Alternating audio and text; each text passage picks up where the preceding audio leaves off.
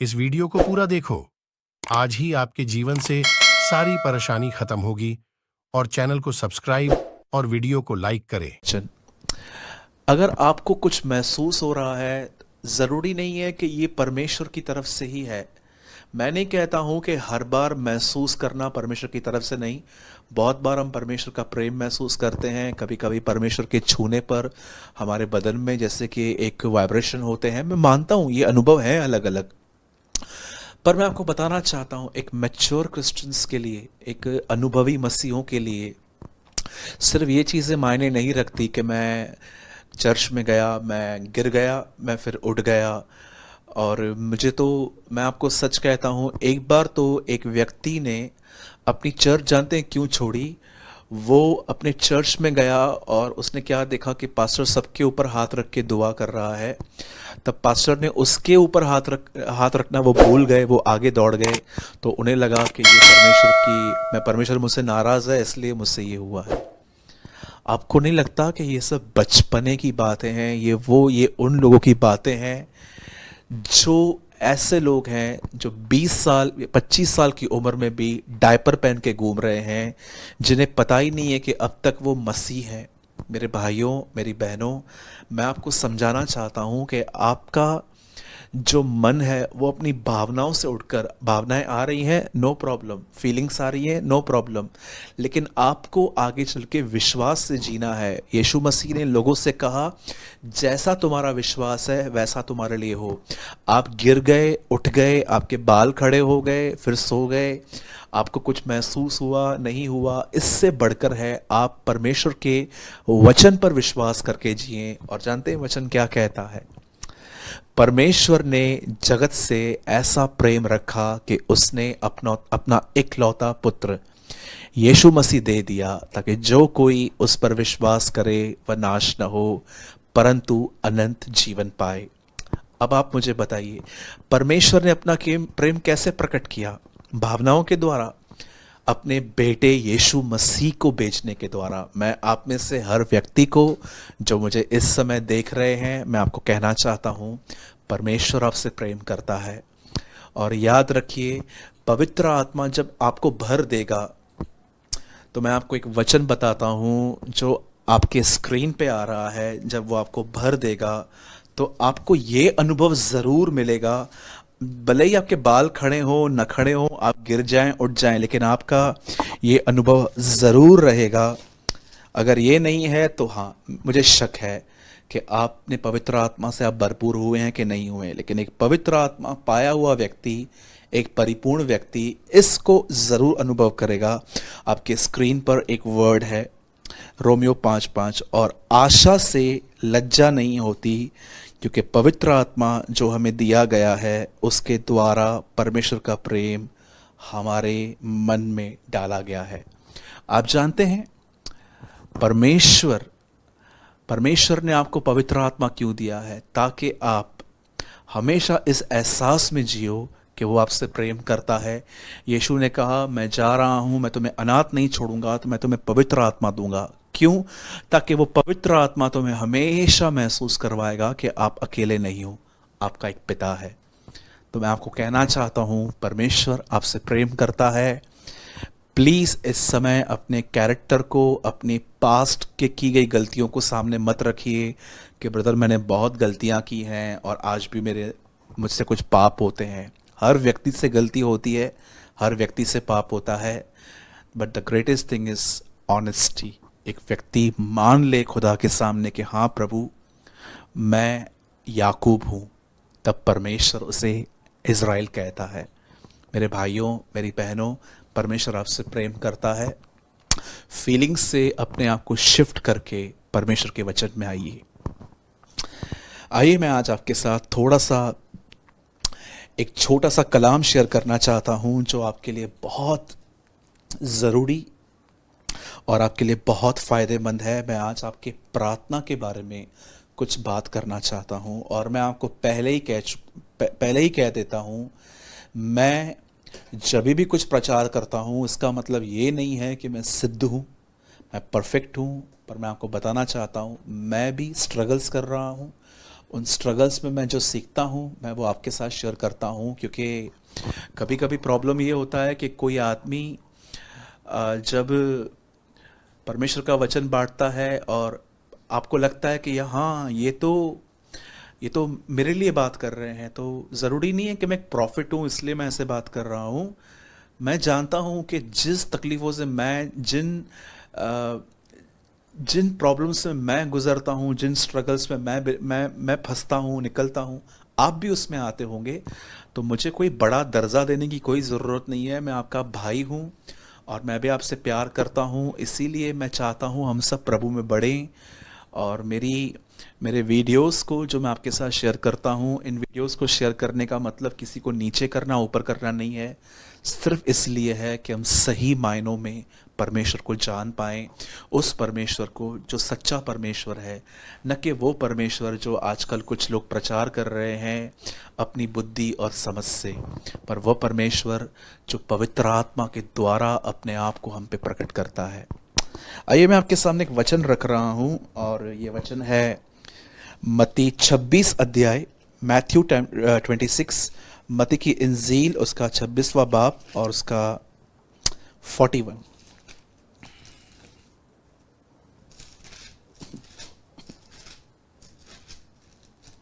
यहां लिखा है, जागते रहो और प्रार्थना करते रहो कि तुम परीक्षा में न पड़ो। आत्मा तो तैयार है परंतु शरीर दुर्बल है।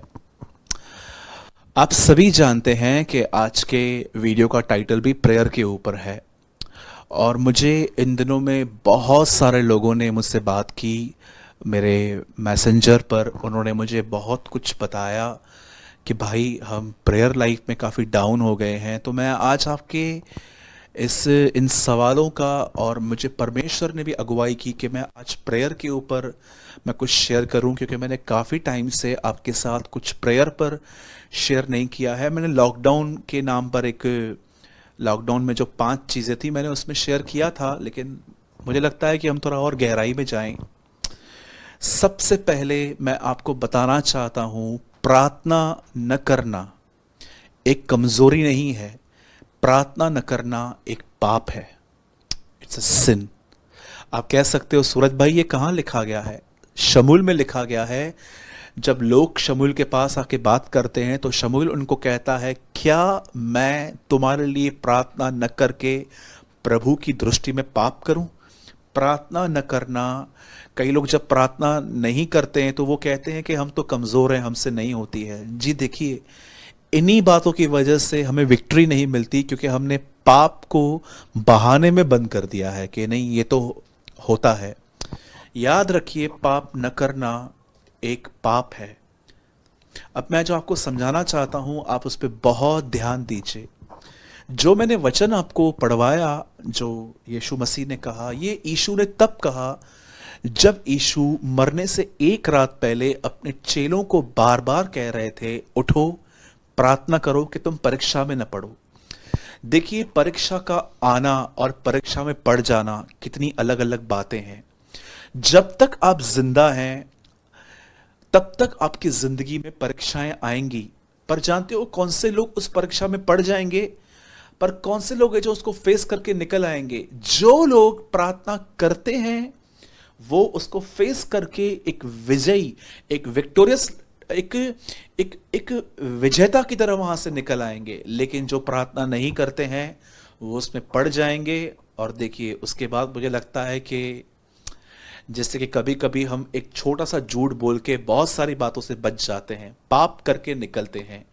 मैं बिलीव करता हूं जो लोग प्रार्थना नहीं करते हैं वो परीक्षाओं में से पाप के द्वारा निकल आते हैं, लेकिन जो लोग प्रार्थना करते हैं वो परीक्षाओं में without sin, grace of God से निकल आते हैं। जब देखिए, यीशु मसीह को जब पता चला कि जस्ट उसकी नेक्स्ट डे क्रूज पर वो मरने वाला है और उसके बाद जब जी उठने वाला है, तो लिखा है कि वो अपने बाहरी कपड़े उतार के उसने सबके पैर धोए थे। उसके बाद वो उसने एक बहुत बड़ी प्रार्थना की चेलों के लिए, और उसके बाद वो एक गसमनी नामक भाग में आया, एक गार्डन में आया, जहां पर उसके चेलों को उसने कहा कि प्रार्थना करो, पतरस, यूहन्ना और याकूब से, कि तुम परीक्षा में न पड़ो। देखिए, परीक्षा तो आएंगी। यीशु ने कहा प्रार्थना करो कि तुम परीक्षा में न पड़ो। अब देखिए, यीशु के चेलों ने कई बार ये बात सुनने के बाद यीशु ने दोबारा आके उनको कहा था प्रार्थना करो कि तुम परीक्षा में न पड़ो। शरीर तो दुर्बल है परंतु आत्मा तैयार है। यीशु समझा रहा था उनको कि तुम प्रार्थना कर सकते हो, पर एट प्रेजेंट तुम्हारी बॉडी तुम्हें उठने नहीं दे रही है। आप जानते हैं, इन लोगों ने प्रार्थना नहीं की और उसके बाद देखिए, जब यीशु मसीह गिरफ्तार हुए, अरेस्ट हुए, जब लोग उनको पकड़ने के लिए आए, रोम के जो सिपाही थे, तब सब भाग गए, कोई भी नहीं रुका। लास्ट में आप देखते रहेंगे कि जस्ट जॉन जो था वो डिस्टेंस से उसको फॉलो करता था, लेकिन लगभग सभी भाग गए क्योंकि उनके अंदर डर आ गया कि कहीं हमें भी ना पकड़ा जाए। मैं आपको पूछना चाहता हूं, क्यों आज हम प्रेयरलेसनेस में हैं? क्यों आप में से कुछ लोग के प्रार्थना जीवन जीरो हो गए हैं? कुछ लोग जो पहले प्रार्थना करते थे वो, मैं नहीं कहूंगा कि प्रार्थना बंद हो चुकी है, लेकिन आपकी प्रार्थना बहुत कम हो चुकी है। और क्यों आप में से कुछ लोग प्रार्थना करने में बहुत आगे थे, पर आप इन दिनों में ये महसूस कर रहे हो कि ब्रदर, जो प्रार्थना मुझसे पहले होती थी अब वो मुझसे नहीं हो रही है। मैं आपको बताना चाहता हूं मेरे भाइयों, मेरी बहनों, फॉलिंग कैसे होती है, हम कैसे नीचे गिरते हैं। याद रखिए, नीति वचन में एक वचन लिखा गया है, गिरने से पहले घमंड और ऊंचा उठने से पहले नम्रता आती है। हर वो व्यक्ति जो नीचे गिरता है, याद रखिए, गिरने से पहले उसने काम किया है, वो है घमंड। परमेश्वर घमंडी का सामना करता है, पर उसके बाद लिखा गया है ऊंचा उठने से पहले नम्रता आती है। जब परमेश्वर किसी को स्पिरिचुअली, किसी को पब्लिक के सामने उठाता है, तो आप ये भी बात जानो कि जरूर उसने परमेश्वर के सामने एक नम्रता पूर्वक जीवन जिया है, एक हलीम होके वो जिया है।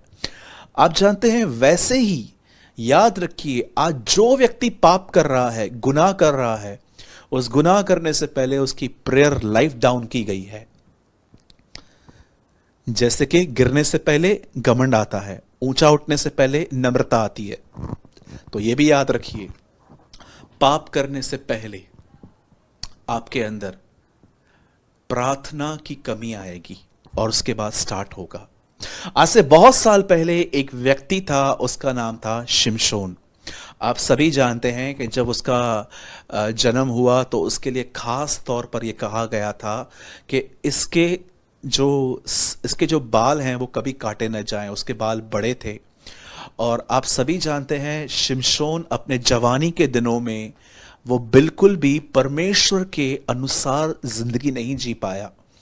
वो बार बार व्यभिचार में फंसता था और कई बार तो उसे पता तक नहीं चलता था कि वो क्या कर रहा है। इस बार भी वो एक स्त्री के साथ वो फंस गया जिसका नाम था दलीला, और शत्रुओं ने उस लड़की को, उस लेडी को यूज किया शिमशोन के लाइफ के सीक्रेट्स जानने के लिए। कि आप जानते हैं, अगर एक बॉडी बिल्डर है, अगर एक व्यक्ति है जिसके मसल्स हैं जो बहुत ही स्ट्रांग है, अगर वो किसी को मारता है तो इसमें उसको पूछने की कोई ज़रूरत ही नहीं है कि आपकी जो ताकत है वो कहाँ है। लेकिन अगर एक दुबला पतला आदमी अचानक इतने लोगों को मार दे तो आप भी और मैं भी सोचेंगे कि एक्चुअली ये व्यक्ति ऐसा कैसा है। शिमशोन कोई बहुत ज़्यादा बॉडी बिल्डर नहीं था, जैसे कि आप में से बहुत लोगों ने उसकी मूवीज़ देखी हैं। वो भी हमारी तरह इंसान था, लेकिन एक टाइम आता था जब उसके ऊपर पवित्र आत्मा उतरता था। वो इतना बलवान, इतना ताकतवर हो जाता था कि कोई भी नहीं सोच सकता है। तो ये बात दुश्मन सोचते थे और उन्होंने दलीला से कहा कि इससे पूछ, इसकी ताकत कहाँ है।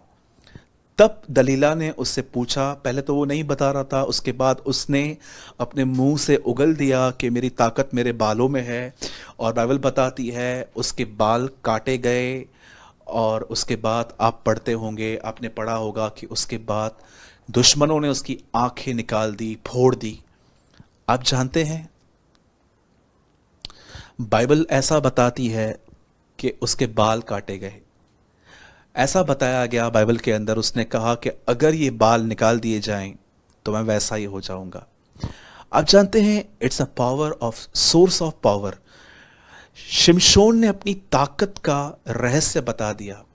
पुराने नियम में जैसे दुश्मनों ने उसके बालों को काटा, मैं आपको बताना चाहता हूं, क्योंकि वो जान गए कि ताकत यहां से आ रही है। वैसे ही मैं आपको बताना चाहता हूं, शैतान आज जानता है कि मसीहों की ताकत कहां से आती है, इसीलिए वो उस चीज को काटने की कोशिश करता है, और वो चीज है प्रार्थना। आज बहुत सारे लोगों ने प्रार्थना के विषय में कोई डिसिप्लिन नहीं रखा है। जब चाहे तब प्रार्थना करते हैं, अगर नहीं हुआ तो नहीं करते हैं। अगर आप घर में बैठे हैं दुआ करने के लिए, बाजू वाला आपके घर में आता है, फ्रेंड्स आते हैं और कहते हैं चलो आज बाहर चलना है, तो क्या आप परमेश्वर को ये कहते हैं मैं जा रहा हूं? क्या आप उनको बोलते हो 1 घंटे के बाद आओ, पहले मैं अपना प्रेयर देखूंगा? आप जानते हैं कैसे प्रार्थना, प्रेयर लाइफ डाउन की जाती है? सबसे पहले याद रखिए, सबसे पहले बहुतों की प्रार्थना क्यों बता, मेरा फोन दीजिए। मैं आपको बताना चाहता हूं, आपकी प्रार्थना के डाउन होने का पहला रीजन आपका फोन है। याद रखिए, शैतान अगर आपको कहेगा प्रार्थना बंद कर, तो वह जानता है ये नहीं करेंगे ऐसा। वो बड़ा चतुर है, वो जानता था कि हवा को कैसे गिराना है, कैसे वो सांप के नाई गया, और वो जानता था कि अयुब को कैसे मारना है। अयुब की पत्नी उसको आके कहती है मर जा तो मर जा, क्योंकि वो जानता था अयुब सुसाइड नहीं करेगा, मैं किसी और के थ्रू करूंगा। वो जानता था यीशु मसीह को अगर वो कहेगा कि क्रूस पे मत जा, तो वो नहीं मानेगा, लेकिन पतरस के द्वारा वो उसको कहता है प्रभु ये तेरे साथ ना हो। तब यीशु ने कहा शैतान मुझसे दूर हो। वो आपको भी जानता है कि आप कैसे स्पिरिचुअल लाइफ में डाउन होंगे। सबसे पहले वो आपको बिजी करता है, व्यस्त करता है। वो जानता है कि अगर मैं इनको बोलूंगा आज से प्रार्थना नहीं करनी, तो ये नहीं मानेंगे, लेकिन वो स्लोली अलग अलग चीजों के द्वारा, दोस्तों के द्वारा, चैट्स के द्वारा, सोशल मीडिया के द्वारा, आपके फोन में जो एप्स हैं उसके द्वारा, या तो कभी कभी वो आपकी फ्रेंडशिप ऐसे लोगों से करवा देगा जो होल डे आपको कॉल्स करेंगे, मैसेजेस करेंगे, और आपको वो उसी खुमार में, उन्हीं मेमोरीज में रखेगा, और उसमें आपको पहले पहले बिजी करेगा। या तो वो आपके घर के अंदर उठने वाली समस्याओं को लेके आपको बिजी कर देगा। उसका पहला एम है कि ये लोग सोचने में बिजी हो, क्योंकि सोच ही इंसान को चलाती है। यीशु ने क्यों कहा मन फिराओ, change your mind, change your way of thinking. सबसे पहले आप इस बात को देखिए, आपको उसने कहा बिजी रखा है। बिजी हो जाने के बाद आप देखते हैं कि आपके अंदर एक ठंडापन आ जाएगा। फिर आपको बाइबल इतना इम्प्रेस, अट्रैक्ट नहीं करेगी। आप वचन पढ़ेंगे तो आपको ऐसा लगेगा कि ये तो पढ़ चुका हूँ, ये भी पढ़ चुका हूँ, ये भी पढ़ चुका हूँ। या कभी कभी आप है ना किसी किसी की मीटिंग को, जिनको आप पहले सुनते थे या अब भी सुनते हैं, फिर आप उनको इग्नोर करना चालू करोगे कि ठीक है। अब देख रहे हो आपकी भूख और प्यास जा रही है। और उसके बाद एक ऐसा टाइम आता है, हमारा ओल्ड नेचर, वो फिरौन, वो मिस्र जिसको इजराइली छोड़ के चले गए थे, कैसे वो वापस उनका पीछा कर रहे थे, वैसे ही आपका ओल्ड नेचर आपके पास आएगा। मेरे भाइयों और बहनों, ये सब स्टार्ट हुआ तब जब आप अलर्ट नहीं थे। आपने बाइबल में एक दृष्टांत पढ़ा होगा जिसमें ऐसा बताया गया है कि एक खेत का स्वामी था, वो सोया हुआ था, और जब वो सोया ही हुआ था तब दुश्मन खेत के अंदर गलत सीड्स डाल के गया, बीज बोके गया। कब? जब वो सोया था। सबसे पहले मैं आपको बताना चाहता हूं, भले ही आपने अपना प्रार्थना जीवन आपका कम हो गया है या आप अपनी प्रेयर लाइफ खो चुके हो, मैं आपको कहना चाहता हूं सबसे पहले ये रीज़न है कि कहाँ ना कहाँ आप अपने आप को ओवर बिजी, या तो आपने अपने लाइफ में डिसिप्लिन खो दिया है प्रेयर का, इसीलिए हो रहा है।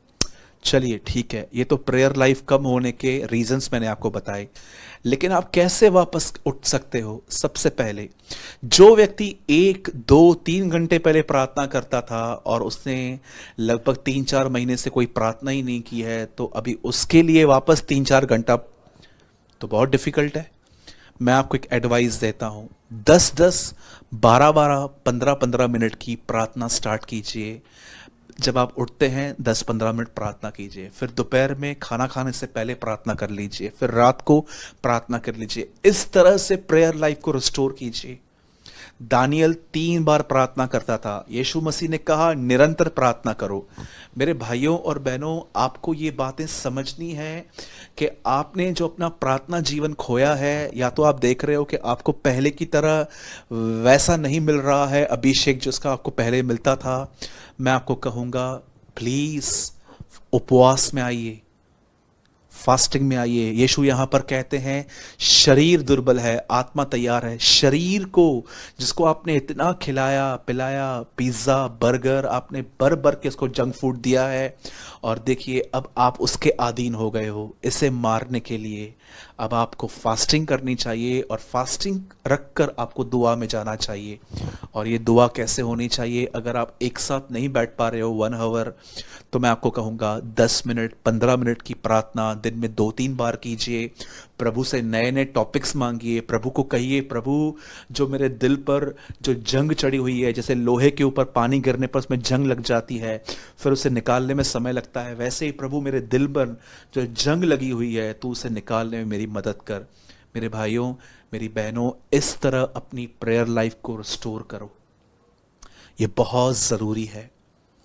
आप में से जो कोई व्यक्ति प्रार्थना करता है पर आपको वैसा अभिषेक नहीं मिल रहा है जैसा आप पहले के दिनों में आप करते थे, तो मैं आपको बताना चाहता हूं, जितना हो सके परमेश्वर के सामने उसकी प्रतिज्ञा को दोहराइए।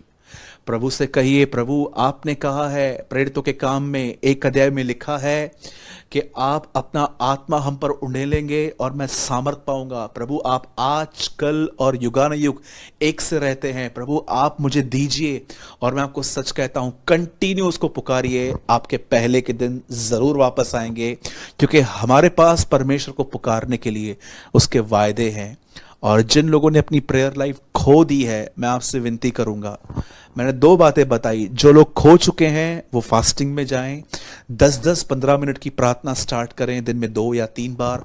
और जो लोग प्रेयर में हैं और जिनको वैसा अभिषेक नहीं मिल रहा है जैसा उनको मिलना चाहिए, तो मैं कहूँगा परमेश्वर के वचन को लीजिए और प्रार्थना कीजिए। परमेश्वर की प्रतिज्ञाओं को, जैसे प्रेरितों के काम में लिखा गया है, प्रभु यूहन्ना ने तो हमें पानी का बपतिस्मा दिया, लेकिन तू हमें पाक रूह का बपतिस्मा देगा। पहली बात ये आप प्रभु से कह सकते हो। सेकंड थिंग, यीशु मसीह ने भी कहा कि एक आदमी नए सिरे से न जन्मे आत्मा और जल से, तो वो परमेश्वर के राज्य में नहीं आ सकता। आप प्रभु से ये भी कह सकते हैं, प्रभु मुझे डुबा अपनी आत्मा में। यह जिक्र में लिखा गया है, एक पानी था जो कमर तक था, एक पानी था जो चेस तक था, एक पानी था जो सर के ऊपर था। प्रभु को कहिए, प्रभु मैं चेस तक हूँ, मैं कमर तक हूँ, लेकिन ये समय है तू मुझे पूरी तरह से अंदर ले जा। परमेश्वर की प्रतिज्ञाओं को लेकर उसे पुकारिए। मेरे भाइयों मेरी बहनों, प्रार्थना नहीं करेंगे तो मैं आपको बताना चाहता हूं, एक काम आपके साथ होगा जो मैं कभी विश नहीं करता कि आपके साथ हो। आप जानते हैं, जब इज़राइल के दुश्मन इज़राइल को मार रहे थे, तब मूसा 2 लोगों को ऊपर लेकर पहाड़ पे गया, और परमेश्वर ने मूसा से कहा अपने हाथ उठा। जब उसने अपने हाथ उठाए और उसने नीचे देखा, तो इज़राइल अपने दुश्मनों को खत्म कर रहा था, वो जीत रहा था। लेकिन जब मूसा अपने हाथ नीचे कर रहा था, दुश्मन जीत रहा था। यही होता है स्पिरिचुअल रिलम में। जब आप दुआ नहीं करेंगे तो मेरे भाइयों और बहनों, आने वाली परीक्षा आपको, ये मैं आपको बात समझाना चाहता हूं, ये परीक्षाएं बाहर से नहीं, आपके बदन के अंदर से आएंगी। पतरस, याकूब, यूहन्ना को यीशु कहता रहा, चेलों को वो कहता रहा प्रार्थना करो। जब उन्होंने नहीं की तो क्या हुआ? वो डर गए, उनके अंदर से डर आया।